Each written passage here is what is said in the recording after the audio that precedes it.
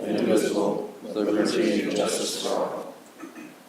Honor the Texas flag. I pledge allegiance to thee, Texas, one state, under God, one and indivisible.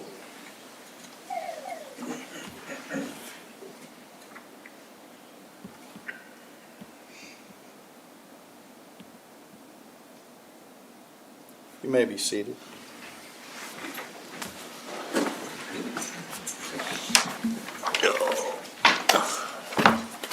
Got my newsboy cap.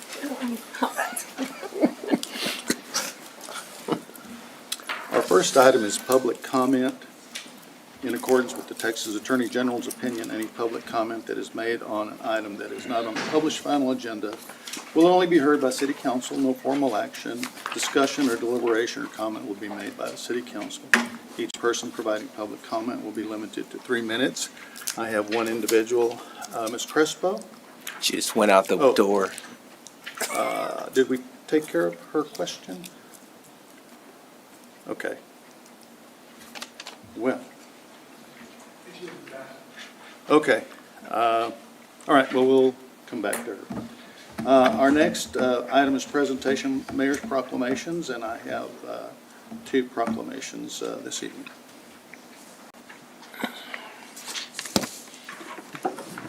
It's cold. 66.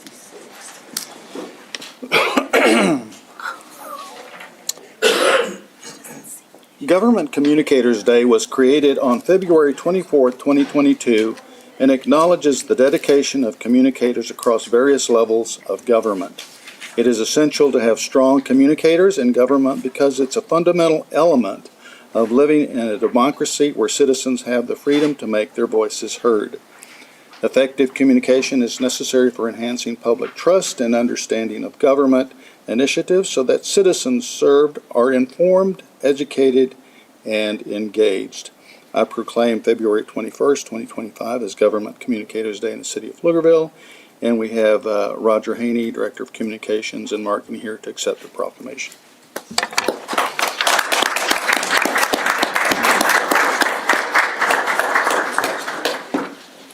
I need my mittens. It's 66 in here. Yeah. That's why I was like, I'm cold. I'm like, that's what it is. I'm always cold. Everything else seems 70, then I'm like, where's my blanket? Apparently we can't pay our heating bill. I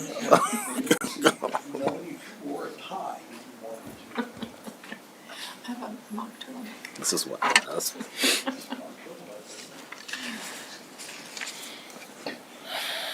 Engineers Week promotes recognition among parents, teachers, and students of the importance of a technical education and a high level of math, science, and technology literacy. Engineering has been called the invisible or stealth profession because everything around us and things we use every day have been engineered in some way. Engineers help solve major technological challenges for our time, from designing efficient building systems to rebuilding towns devastated by natural disasters. I proclaim February 16th through the 22nd, 2025 as Engineers Week in the city of Pflugerville. And we have the distinguished Jeff Dunsworth here, Assistant Utility Director and City Engineer, to accept the proclamation.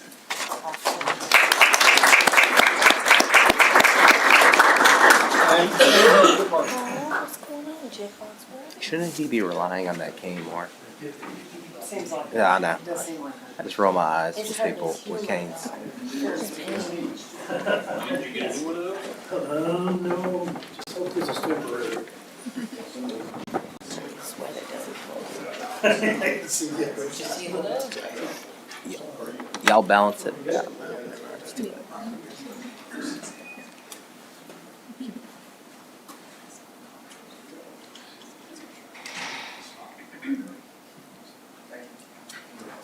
They're engineers. How come they're not in t-shirts and shorts?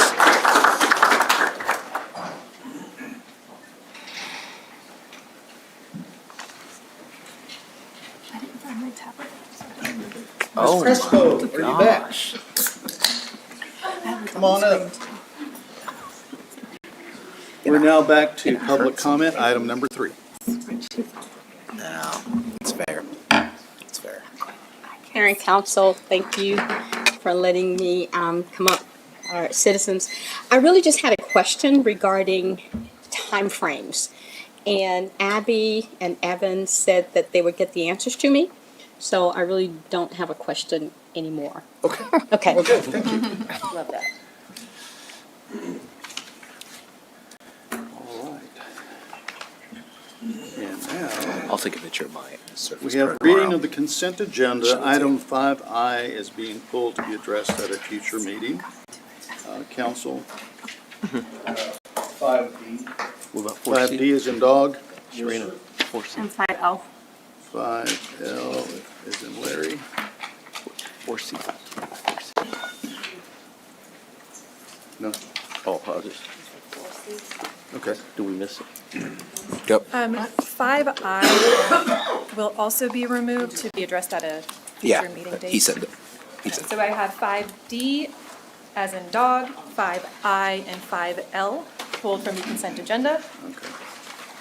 5A is approving an ordinance on second reading with a caption reading an ordinance authorizing the lease of city property located along Kingston Lacey Boulevard, Pflugerville, providing cumulative repealer and severability clauses, providing for open meeting and establishing an effective date. 5B is approving an ordinance on second reading with the caption reading an ordinance of the city of Pflugerville, Texas, amending ordinance number 1545-22-04-26 of the city of Pflugerville, Texas as amended by amending the city of Pflugerville Code of Ordinances, Title 15, Land Usage, Chapter 153, Planning, by amending the Aspire Pflugerville 2040 Comprehensive Plan future land use map found in Chapter 3 to be known as the 2025 Downtown FLUM Amendment, providing for repeal of conflicting ordinances, providing for severability, and providing an effective date.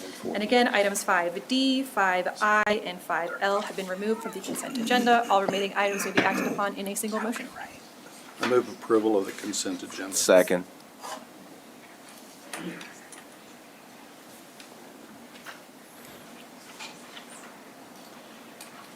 Is my machine I literally laughed.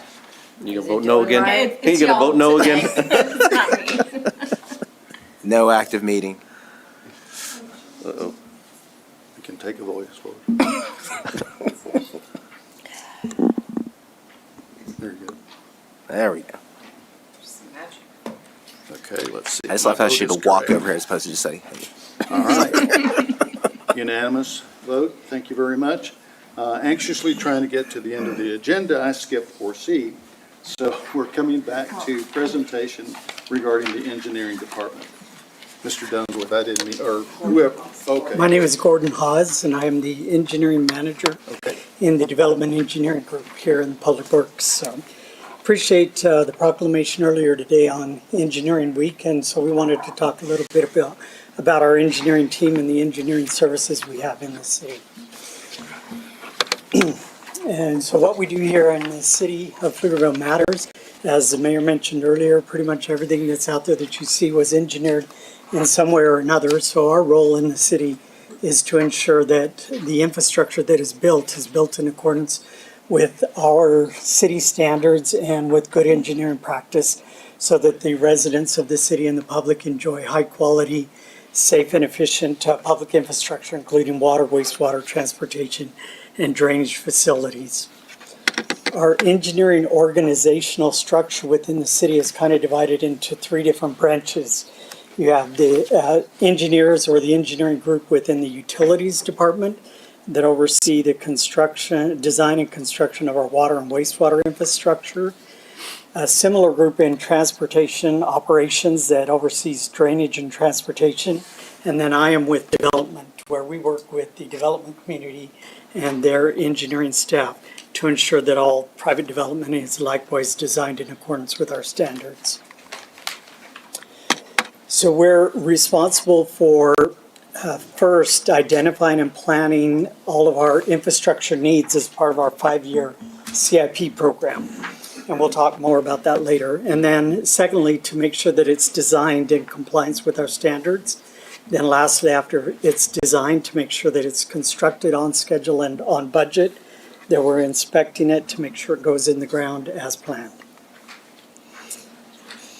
So again, one of the first steps is to identify what our capital needs are within the city, and this includes doing things like master plans. We often will come to council and get authorization to start a master plan for transportation or drainage or some other infrastructure, to do other studies, and then also we listen to the citizens as they request service, and to our maintenance personnel as they talk about maintenance activities that need to be performed on our existing infrastructure. Scoping these projects involves finding out what the entire infrastructure needs are, what the justification, what the cost is, and determining the necessary funding. And again, interacting with you and the Planning and Zoning Commission to get those projects authorized and part of our CIP program. Once they're authorized and in our CIP, we make sure that they go into design. This often includes procuring professional design services, and we often come to council to get those contracts or change orders authorized. And then the projects are designed, overseen by city staff as they prepare the plans, the cost estimates, the surveys, the right-of-way acquisition, utility relocation, and other tasks. Part of that also includes getting public input through open houses or other listening and input mechanisms, and we also review those projects in accordance with our codes and our standards. Once they're designed, then we have the job of procuring the construction services, and that may involve putting it out for bid or involving alternative project delivery methods like construction manager at risk. We then, after we get it notice to proceed out in the field, we manage the construction and the inspection again to make sure it complies with scope and schedule and budget. Again, we talked about having 3 engineering branches within the city. One of those groups is our utility engineering group. And I neglected to mention that I also have representatives from each of those groups. I represent development engineering, but we also have representatives from utility engineering and transportation engineering here today. So if you have any questions specifically for those groups, they can handle those. Our utility engineering group, overseen by Brandon in the utilities department, has 4 engineers, 2 project managers, and 3 construction inspectors. They currently manage 33 active capital improvement projects within the utility arena, with total project costs over $800 million. Some of the higher profile projects that they're currently working on is the water treatment plant expansion on Weiss Lane, the secondary Colorado River raw water treatment or raw water line that will bring water to the Lake Pflugerville, and also constructing the Wilbarger wastewater treatment plant. We likewise have a transportation and drainage engineering branch, and that is within our operations department overseen by Evan. And there's 2 engineers, 4 project managers, and 3 construction inspectors currently managing 24 active projects with a total project cost of over $400 million. Some of the more significant projects they're working on is the Colorado Sand project to complete the connection there, and the historic colored addition project improving the streets in that neighborhood, and the Kelly Lane Phase 2 project. That brings me to my favorite, development engineering, only because that's the area I'm from. And we have 4 engineers, 3 inspectors overseeing the review and the construction and the oversight of private development projects, including construction plans, site plans, subdivision plats, development agreements, and right-of-way permits. During 2024, we reviewed over 478 new applications, and we're continuing at that furious pace for the current year as well. One of the other activities in my branch of engineering is floodplain management, to ensure that our floodplain ordinances comply with FEMA standards and that we maintain our compliance with FEMA so that we get favorable flood insurance rates. We do that both for city projects and for private development projects to make sure that there is no net negative impact to downstream individuals. Some of the higher profile profile development engineering projects we've been working on are Lakeside Meadows, which involves subdivisions and industrial developments. They're on the east side of SH 130. The HEB project on the east side of SH 130 that just opened up, and of course the Downtown East project that is just getting underway. That concludes my presentation. Do you have any question about any of these branches or any of the activities that we do? Where are all these engineers housed? Where we are all in Public Works. A lot of us are in buildings. Excuse me? Now, somebody said trailers. Yeah, they're in the trailers in the Public Works Okay. area. Any other questions? Thank you. Thank you. Thank you. Moving on. Try to 16. keep me in line here, folks. Nah, I was laughing. So our next item is public hearing ordinance. 6A, conduct a public hearing and consider approving an ordinance on second reading with the caption reading an ordinance levying special assessment for and apportioning the cost of certain improvement to property in and for the Meadowlark Preserve Public Improvement District, fixing a charge and lien against all properties within the district and the owners thereof, providing for the manner and method of collection of such assessments, making a finding of special benefit to property in the district and the real and true owners thereof, approving a service and assessment plan, providing a severability clause, and providing an effective date. Tracy. Good evening, Tracy Waldron, Finance Director. So this is a public hearing about this ordinance to levy these special assessments. I have Rob Hayslip here with P3 Works, who is our Public Improvement District Administrator, so he will give a brief summary on this. Good evening. As Tracy said, I'm Rob Hayslip with P3 Works. Also, we have the underwriter, the bond counsel, and your financial advisor for this project. So this is the Meadowlark Public Improvement District. It's going to bring 375 new single-family homes into Pflugerville. Approving this item, the main thing is that we'll be approving the assessment roll. This will be the second reading of the assessment roll. The preliminary assessment roll and service and assessment plan were approved on January 28th. And since then, really the only thing that's happened is the numbers have been slightly updated with today's bond pricing. But overall, it's the same document. And then, any questions y'all have? Questions, Council? Could you remind me, I think there are 3 different assessment levels in this PID, is that correct? Could you remind me what the buyout cost would be for each of those? Sure. What's the assessment per lot?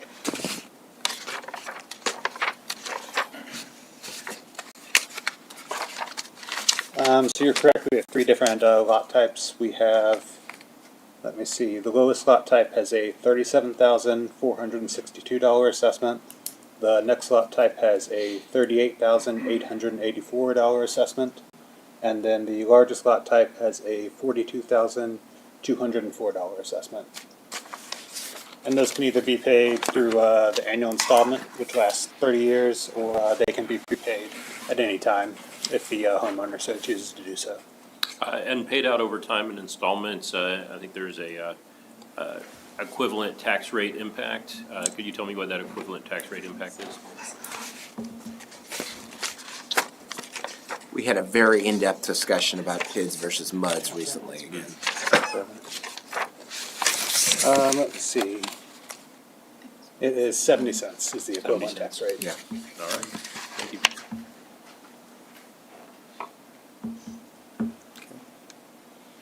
Melody? No, I got all my questions answered Okay. previously. Thank you. 67 or 70 questions? No, like 12. It was short this time. Oh, she We must only have. made it halfway through the alphabet. On There you the go. That's business what the agenda. speed. Okay, I guess, is there anybody from the public wishing to make public comment? Having none? Okay. Move to close public hearing. Second. The motion is second to close the public hearing.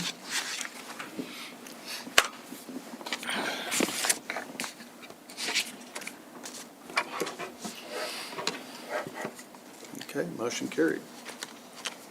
Need a motion to approve? So moved. Second. Motion and second to approve.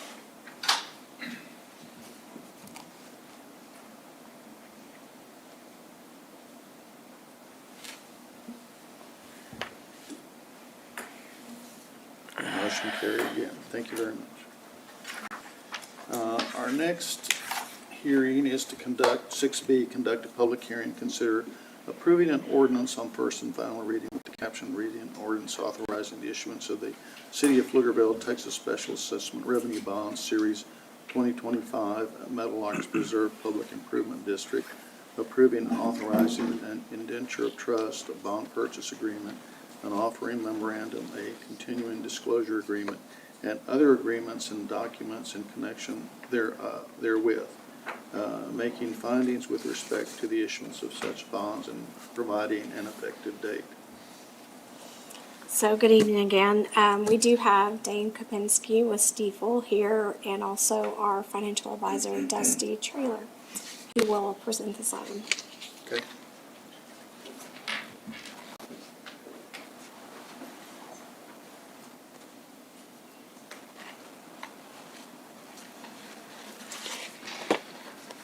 Good evening, everyone. And not to be left out, we have Jacqueline Hale with your bond counsel here as well. Ties and jackets. As stated earlier, we were in the market today to actually go out and price and structure the sale of the bonds for the Meadowlark Preserve PID. As you know, this process has been many, many months in the making. These bonds are unlike the typical bonds that the City of Pflugerville sells in that these bonds are not secured by the city's ad valorem taxing authority. They're not secured by your utility system revenues, sales taxes, etc. They are only secured by the trust estate associated with the PID. And the trust estate are what the revenues that go into the trust estate are solely the assessments on the properties within the PIDs. So these bonds have to be sized and structured based on the cash flow constraints presented in the SAP, and consistent with that. We ended up having a very successful sale, as you guys are aware, because of the fact that these bonds are not secured by any of the city's revenues. They're sold as solely unrated, sold to only qualified investors, sophisticated investors, etc. And so, going out into the market today, we did have some headwinds going into the market today, and Tracy and I put the heat on Dane, and they ended up actually lowering the preliminary offering yields on the bonds, and so those bond yields ended up getting reduced by 7 basis points on the short end, and then by 10 basis points on the long end, based on the investor participation in the transaction. What that's going to do is make the pricing for these PIDs amongst the very lowest on an interest rate perspective. When we look at our spreads to our normal benchmark interest rates, these bonds priced very, very tight to that. They priced actually in line with and even through the pricing for PIDs that have much greater on-the-ground development already than what we have here at Meadowlark Preserve. So the all-in interest rate on these bonds is a 6.05%. Again, these are unrated bonds. So again, not backed by the city's full faith and credit. So that's what you've got there. But the end par amount is what we went out with, $14,772,000. And then of that, project proceeds from the sale of the bonds themselves will go to the developers' funds of about $12,050,000. We've got a reserve fund that must be in place here. Those reserve funds total a little under $1.4 million, and then the remainder going to issuance costs, et cetera. So these are just the dollar amounts that will be reimbursed to the developer and go into the development costs. Can you explain why these rates are so competitive? Why are we doing so much better than you expected? Why are we substantially lower than the initial offering number? I think that part of that really has to do with the belief in the development. The community, the investor community, had a great opportunity to review the preliminary investor plan that was published online, and to see the plans for development and things like that. And then the other part of that is, we're in Pflugerville, right? And so a big part of these developments come down to the belief in the ultimate absorption rate of these properties that are going to happen. It's a very, very well-run city. You guys are growing, and so investors believe that these particular bonds, when we sell these bonds right now, the owner of that property is one, right? It's Lennar. The diversification of risk for the ultimate investors in these bonds is that the owner of the property and the payer of the assessments ultimately diversifies very quickly to the end users. And so the investors have strong belief in the actual development. So there's a widespread belief that Pflugerville is going to absorb these quickly because of growth in the suburban Austin market? That's right. So Lennar is a sweet company. It's going to go, the risk is going to go on the people who are going to populate that subdivision. They think that subdivision is going to populate very quickly, so they'll get their money back. That's correct. I have a couple of questions. How much higher is the interest rate than one that would be secured by the city? This interest rate is, Substantially. I would say, a full 1.5% higher than what it would be if the full city were backing these bonds. Yeah, because it'd be fine. And then another question is, if rates became more favorable in the future, is there opportunities to refinance? Yes, there is. There is. This particular bond issue carries a 9-year call feature. These bonds become callable September 1, 2033. And then if it were refinanced, would that give savings to the homeowners, or how? That would I believe that would ultimately reduce the annual assessment costs. You'd have to go back in and reevaluate the SAP and ultimately update those costs to the homeowners. But it would reduce the annual debt payments that are required. And so, yes, I think it could reduce the cost to the homeowners. But if interest rates went down that substantially, something's going haywire in the economy. Possibly. The other part of this is But you know it goes like this. the other part of this is we're talking about a greenfield development today. 9 years from now, when those bonds become callable, you're talking about a fully built out and developed piece of property that might have the ability to have its own decent bond rating. And so thus lower interest rates at that time. Thank you. So this is a rather complex structure. I mean, the last item we approved was establishing the assessments and the individual liability for each property. Can you tell me, based on the interest rate in the market, does that assessment still hold true, or will that assessment more than cover the cost? That assessment holds true. That assessment's still going to hold true based on these interest, because it's very, very close to the ultimate estimated interest rate. It's better than where we were going to go out yesterday, but it's still very, very close in the estimated interest rate when the assessments were developed. And can you help me understand if these were called and refunded, refinanced at 9 years, and someone today decided to, pay the full assessment up front, would they do a refund due to the refinancing? Jacqueline, you may be able to answer, but I don't think so. And that is, Is the upfront cost Yeah. already inclusive of the savings in interest payments? if the assessment gets paid in full for a particular property, that's going to hold true based on the assessments at the time that payment was made in full. The indenture allows for those assessments to be fully paid at one time on a property. A property owner has that right to do that. I would also say it is very unlikely and very unusual that a property owner would do that, because there's really no advantage to them to do that, to pay it all upfront. Well, would they save the interest? I mean, because you have the principal and the interest that's assessed to each property. So if they prepay the principal, they should, in theory, save all that interest, right? So that would be the benefit. And that's built into the cash flows in the deal, yes. Yeah. So, let me make sure I asked this correctly. Is this the only bond offering for the PID? This is the only bond offering for this bid. Yeah. So then, this bond offering doesn't contemplate that someone might pay up front. If they're paying up front, it sounds like they're just making prepayment of the assessments. They're not actually paying a principal amount at this point in time. That's right. Yeah, I don't know how you could, right? Well, Like, if yeah. there were multiple issuances, Is there you would have a better idea of knowing if people have been paid. Yeah, but that's why I'm saying, like, you only have, this is the issuance, and so consequently, I mean, the vehicle's not necessarily built for someone in that mind. It's not for that mindset, and it's worked that way. Like I said, we had a very long conversation about PIDs versus MUDs recently.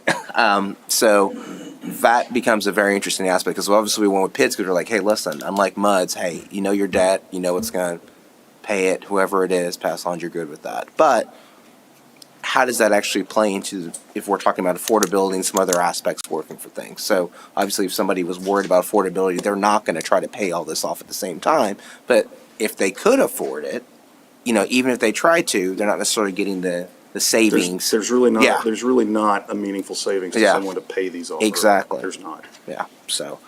So they would not save on the interest portion? There's principal and interest. So it's a decision that every homeowner can make for themselves. But like with any loan, basically, you do have the principal and the interest portion.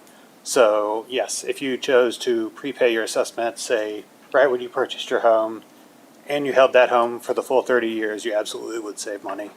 But if you didn't, you said if you held it for the 30 years. So, Yes.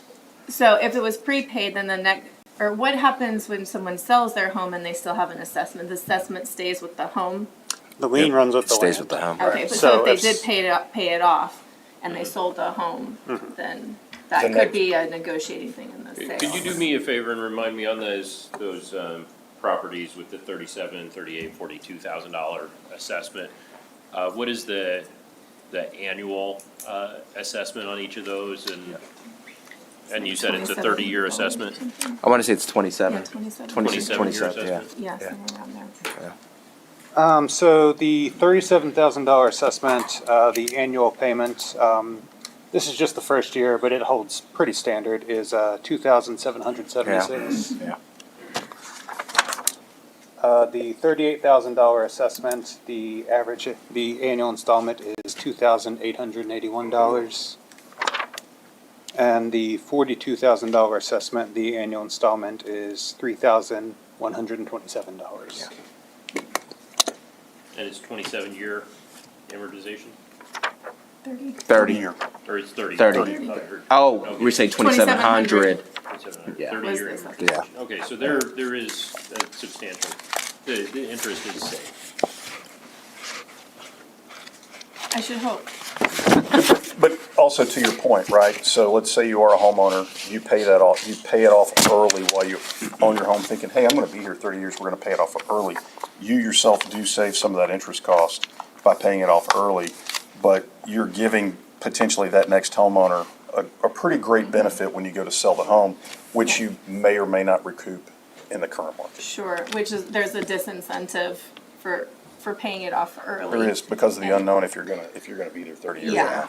So, if you did pay it off, like, say, like, you put extra each year towards the principal and you pay it off in 20 years, does the extra you pay, it would just, affect your later payments? It wouldn't reduce anything that you had to pay? Right. Okay.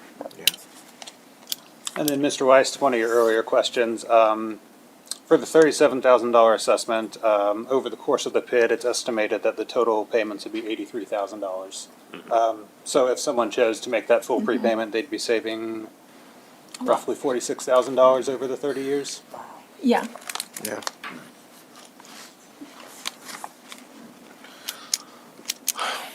Okay. Any other questions?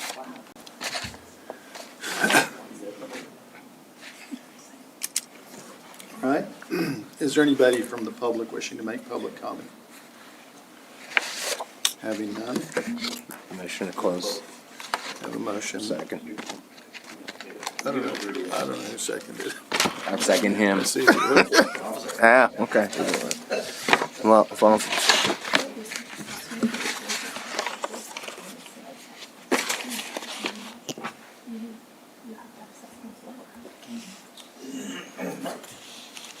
All right, motion carried. Motion to approve. so moved. Second.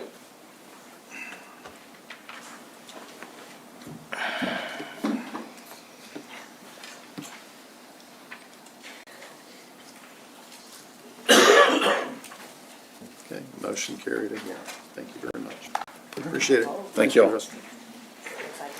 All right, moving back to our regular agenda items that were pulled.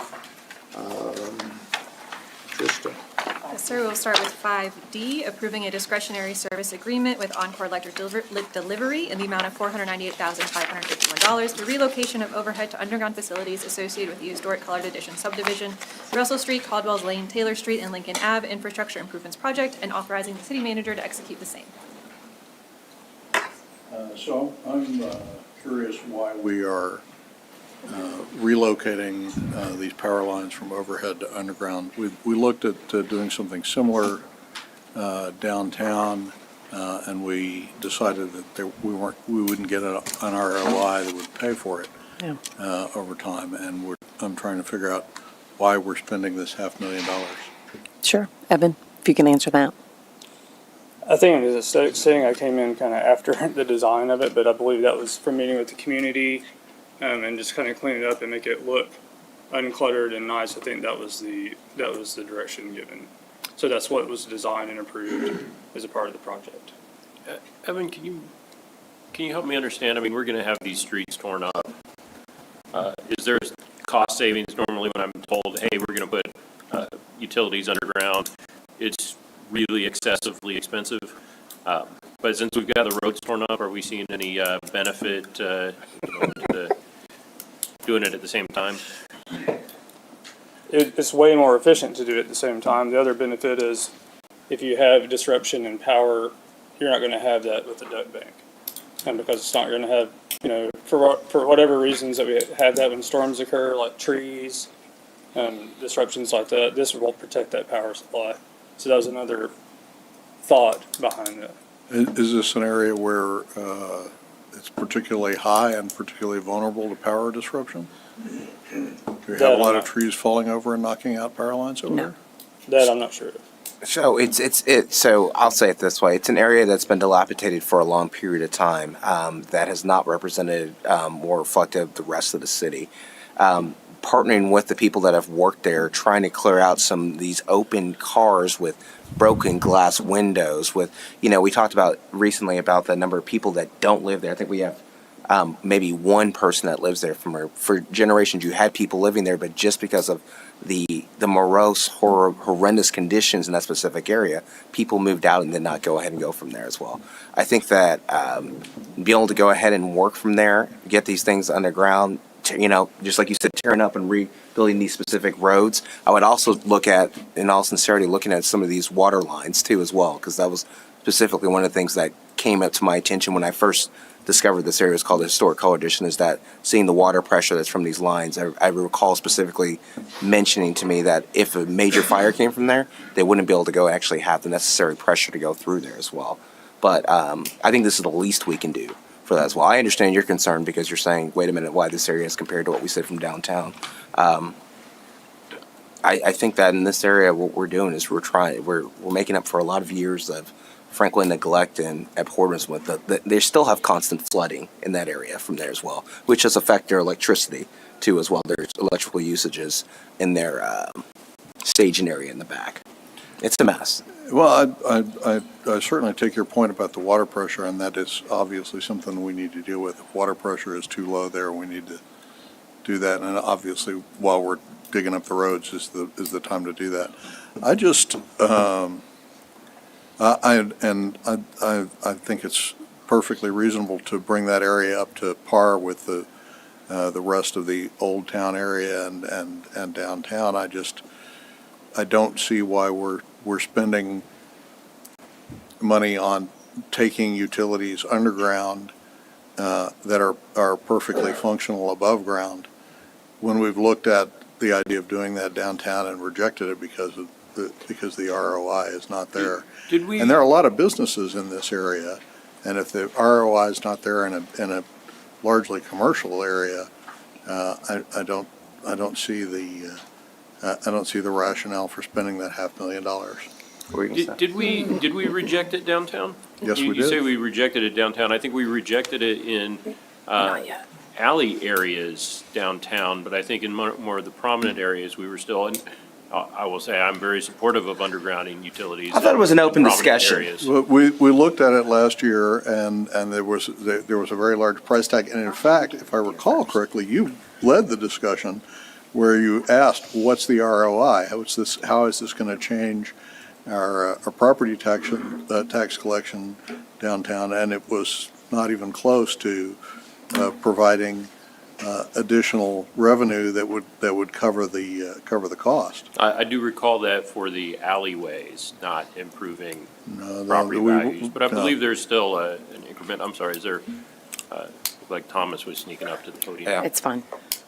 So, for consistency's sake, if we are gonna have policy decisions to have underground utilities in one area, is that also what we wanna do everywhere when it's time to We evaluate? had a very long conversation about Weiss Lane, 2 years ago, when they came to us and said it was an Yes. emergency, and we weren't gonna have electricity if we didn't go and put these poles in, and, they still took a long period of time to actually put those poles in.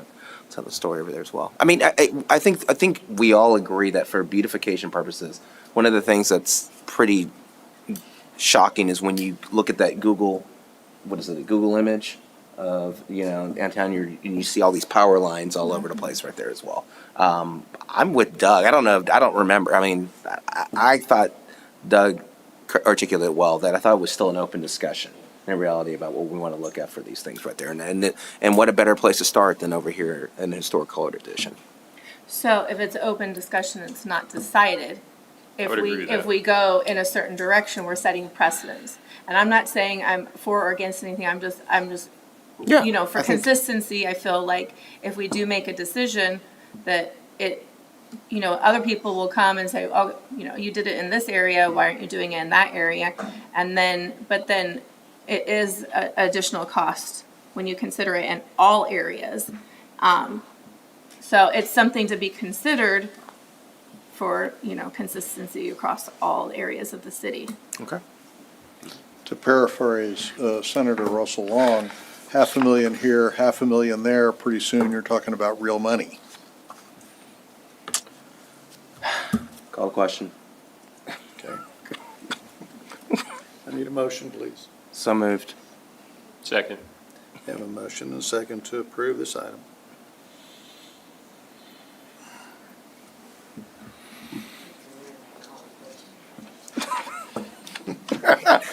Motion carried.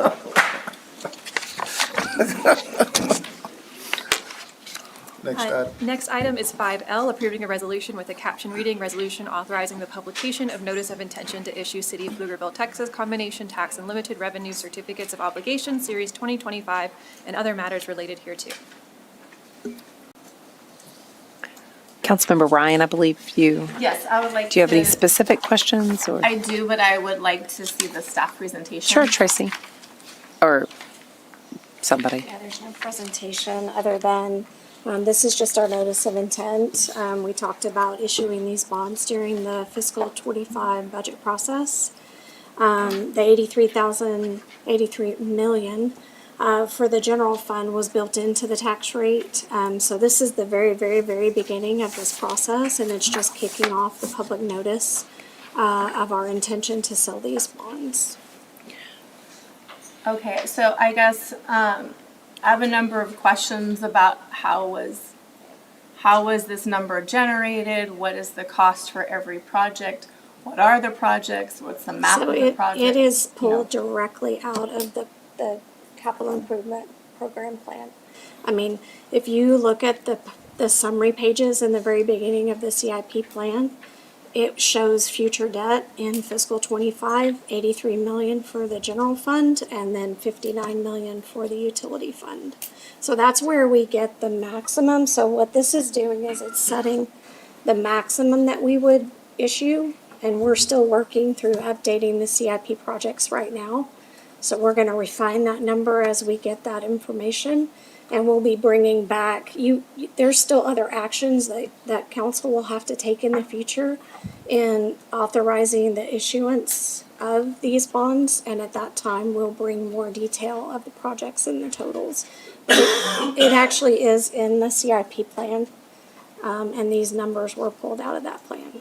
So I attempted to reconcile looking at those CIP numbers, and I couldn't come anywhere near. So if you go to the very front. If I may, It's summary. you're right, Councilor Ryan, because she had asked me some questions. We need to do a better job of putting in the project numbers. We didn't do that exactly correct. So we will do that in the future and have those listed. So this, though, is that comes back at a later time where it gets much more exact. So I do apologize. We should have done a better job at identifying exactly the right names and the numbers. But this is really kind of like whenever you set a tax rate, this is the up to amount. So we don't have it dialed in just yet. This is to notify the public that we're going to do these things.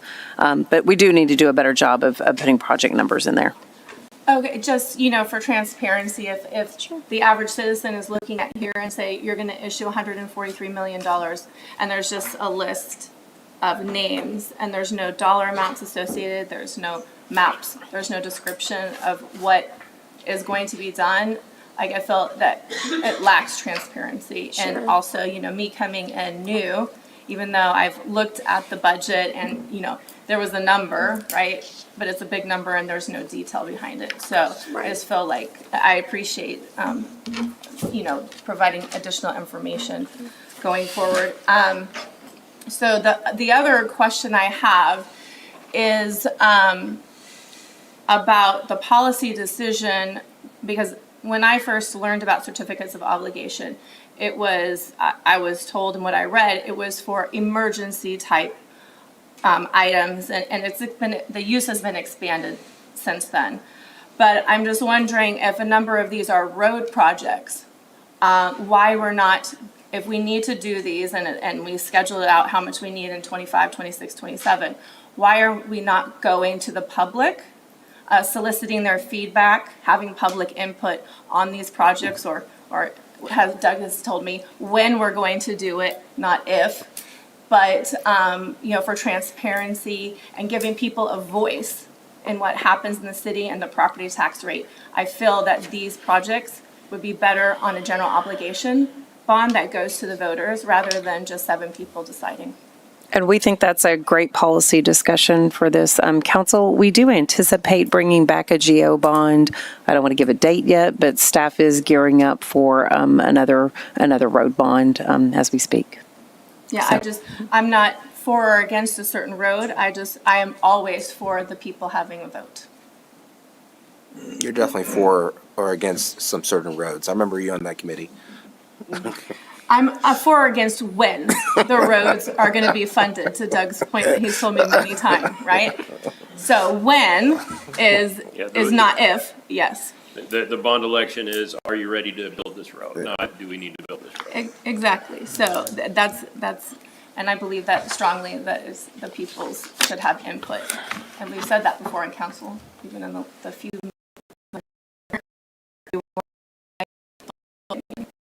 You have something against Seal Road. I just don't know what it is.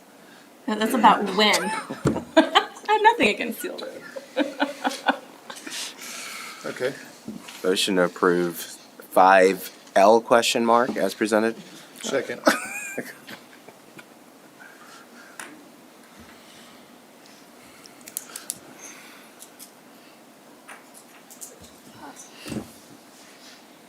And motion carries. Thank you. Was that it, Trista? Okay. Back to All right, we're back in executive session. Do I have that somewhere? They still have not been This is one of seated. the fastest meetings.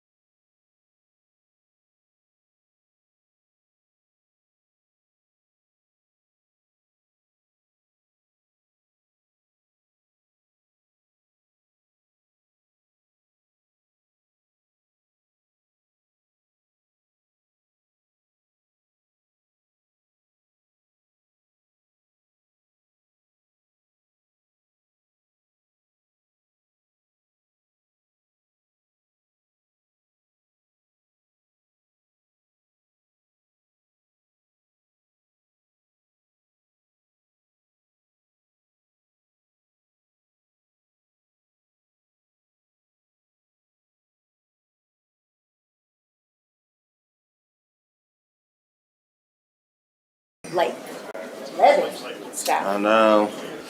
Well, Is there 4 of us? Yep, there's 4 of us. We are back from executive session. No action was taken. Having no other items on the agenda, we are adjourned. See y'all later.